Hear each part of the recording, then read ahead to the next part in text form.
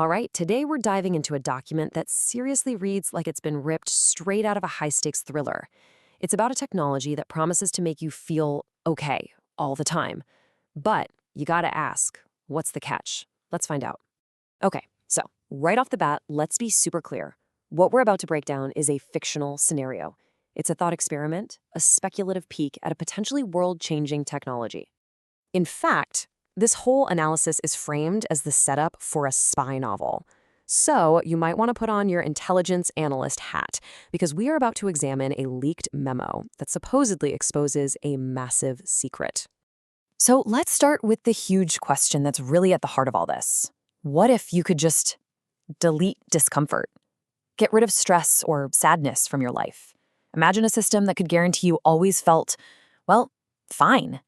It sounds incredible, right? But as we're about to see, there's a pretty profound cost.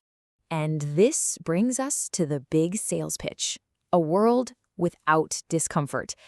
It's this utopian vision, and it's all built on one single piece of technology called CHIMERA thalamus.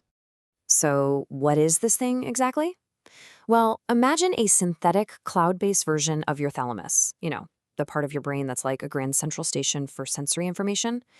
It uses sensors all around you to read your biometrics in real time. And if it senses you're starting to feel stressed or sad, it just subtly adjusts the light or the sound or the temperature to kind of nudge you back to, okay, effortless comfort. And on the surface, wow, it's a massive success.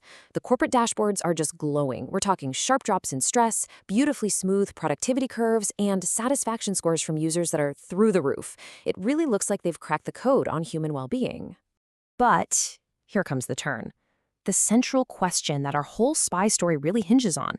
If the system's entire job is to keep you feeling okay, what happens to all the parts of you that are supposed to feel not okay sometimes?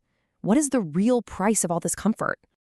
And our answer comes from this document, the Kovács memo. This is the smoking gun, the file that changes everything. It was written by a Dr. Elena Kovács, who used to be a senior neurosystems architect on the project. She's our insider, our whistleblower. And her memo basically argues that behind those glowing dashboards, there's a much, much more disturbing picture taking shape. Dr. Kovács builds her entire argument around this incredibly powerful quote from the philosopher Jiju Krishnamurti. It is no measure of health to be well-adjusted to a profoundly sick society. Her point is so important. What if CHIMERA isn't actually making people healthy, but is just making them perfectly adjusted to a broken world? Kovács actually has a name for this. She calls it the pathology of adjustment, a sickness that's disguised as wellness. So let's break down exactly how this pathology starts to take hold. Okay, so how does it work? It's really a three-step process. First, the system is just constantly slurping up data from your wearables, from cameras, maybe even from nanobots. Second, its AI learns your own unique biological pattern for when you feel fine. And third, it creates this closed loop, constantly tweaking your environment to keep you right in that sweet spot. It's simple, and it's deeply effective. But here's the first huge problem. The system's idea of okay is based on your existing state. So if you're already chronically stressed or constantly fatigued, that just becomes the new normal. That becomes the baseline. It isn't fixing the root problem. It's just making a pretty bad state feel acceptable. And that builds right into the second problem. Really important emotional signals start getting treated like system errors. You know that feeling of unease that tells you something is wrong, or that spark of anger at an injustice, or even just grief for a loss? CHIMERA sees all of that as noise that needs to be smoothed over with a comforting sound or a warmer light. And you can imagine what this does to our minds. By jumping in every time things get a little difficult or uncomfortable, the system discourages the very struggle that we need for deep thinking, for moral courage, for creativity. Yeah, we become calmer, for sure, but we also become shallower. And all of this leads to the final and maybe the most chilling problem for us as individuals. Our autonomy just erodes. Over time, how can you even tell if that feeling of contentment is genuinely yours, or if it's just the environment being tweaked around you? You lose the ability, the practice of regulating your own emotions. So if those are the costs to an individual, what happens when you scale this up to an entire society? Well, the memo argues that it becomes a system of control, just cleverly disguised as wellness. Kovács lays out 3 huge risks for any policymakers thinking about this. First, something called a managed decline, where a population looks healthy on paper but has lost all its vitality and drive.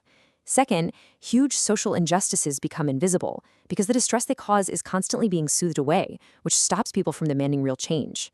And third, therapy becomes a tool for control, used to stamp out dissent under the nice-sounding banner of optimization. But Dr. Kovács isn't just sounding the alarm here. Her memo also offers a way forward, an ethical blueprint for how a technology this powerful could be used responsibly, if at all. She proposes 4 non-negotiable red lines. First, there have to be independent audits to make sure the baseline for OK is actually about human flourishing. Second, discomfort has to be protected as a meaningful signal. Third, your biodata needs the strongest protections imaginable. And finally, and this is critical, any therapeutic uses have to be completely walled off from any system that's designed to shape behavior on a mass scale. And all of this leads to her final, really powerful warning, which completely reframes the entire debate. She concludes that the debate over a synthetic thalamus isn't about technology or medicine. It's a fundamental, maybe even a constitutional question about what kind of human consciousness a society actually wants to create. Are we building a society of vibrant, feeling, struggling people, or one of calm, adjusted, and managed nodes in a network? And this really brings us to the final takeaway, forcing us to kind of look inward. Because while Chimera is fiction, that impulse to smooth over every little discomfort is very, very real. So I'll just leave you with the question that Dr. Kovács' memo forces all of us to ask ourselves. What discomforts in your own life are actually vital signals, too important to ever be soothed away?